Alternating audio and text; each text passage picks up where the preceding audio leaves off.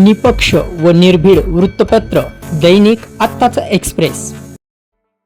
रेखा संतोषराव क्षीरसागर, ग्रामपंचायत कोफाळी सरपंच, जिल्हा परिषद शाळेतील घटती विद्यार्थी संख्या बघता आम्ही असा ठराव घेतला आहे की जिल्हा परिषद शाळेमध्ये जे विद्यार्थी पहिल्या वर्गात प्रवेश घेतील अशा सर्व पालकांच्या मालमत्तेवरील घरपट्टी, पाणीपट्टी चालू वर्षाचा पूर्ण कर माफ केला जाईल।